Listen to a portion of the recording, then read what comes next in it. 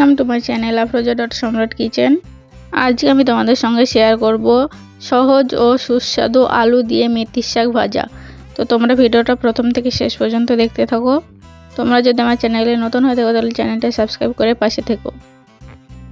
আলু দিয়ে মেথির শাক বানানোর জন্য এখানে আমি মেথির শাকগুলোকে ভালো করে বেছে ধুয়ে নিয়েছি। তো মেথির শাকের আমি উপরের অংশগুলো শুধু নিয়েছি, পাতাগুলো। তো এবার আমি আলু মেথিগুলো ভাজার জন্য গ্যাসের উপর কড়াই বসিয়ে দিচ্ছি আর কড়াইতে দিয়ে দিচ্ছি পরিমাণ মতো সাদা তেল। তেলটা হালকা গরম হয়ে গেছে, এবার আমি এখানে দিয়ে দিচ্ছি আলু। তো এখানে আমি দুটো মিডিয়াম সাইজের আলুগুলোকে গোল করে কেটে নিয়েছি। এবার আমি এখানে দিয়ে দিচ্ছি হাফ চামচ হলুদ গুঁড়ো। সব কিছু একবার নেড়ে দিয়ে ভালো করে আলুগুলোকে ভেজে নেব।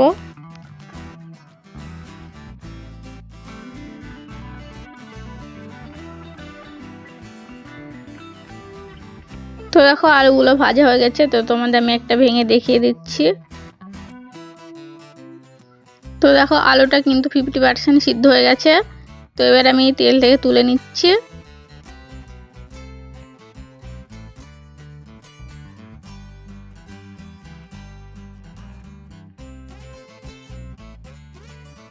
তো সব আলুগুলো আমি তেল থেকে তুলে নিয়েছি। এবার আমি এখানে তেলের মধ্যে দিয়ে দিচ্ছি রসুন। তো একটা রসুন ছাড়িয়ে যতগুলো কোয়া হয়েছে সবগুলোকে আমি থেতো করে নিয়েছি।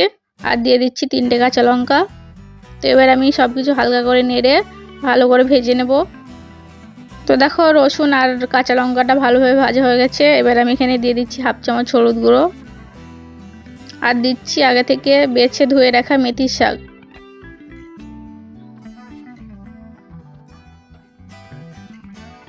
এবার আমি এখানে দিয়ে দিচ্ছি পরিমাণ মতো লবণ। তো সব কিছুকে ভালো করে নেড়ে মিশিয়ে নেব।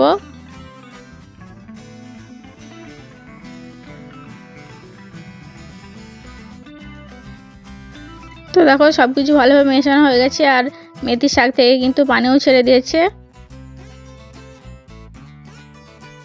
এবার আমি এখানে গ্যাসের ফ্লেমটাকে লোতে করে আগে থেকে ভেজে রাখা আলুগুলো দিয়ে দিচ্ছি।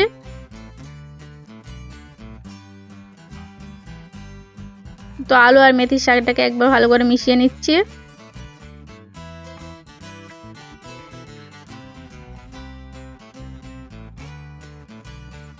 এবার আমি ঢাকনা দিয়ে 2 মিনিট ভালো করে সবকিছু সিদ্ধ করে নেব। তো দেখো 2 মিনিট হয়ে গেছে। এবার আমি ঢাকনাটা তুলে দেখে নিচ্ছি।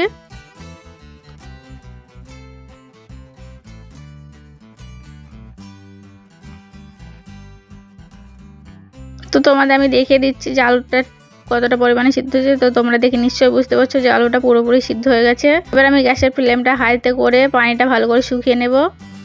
তো দেখো মেথি থেকে পানিটা কিন্তু শুকিয়ে গেছে। তো আমাদের আলু মেথি রেডি হয়ে গেছে। তো এবার আমি গ্যাসটা অফ করে ঢেলে নিচ্ছি।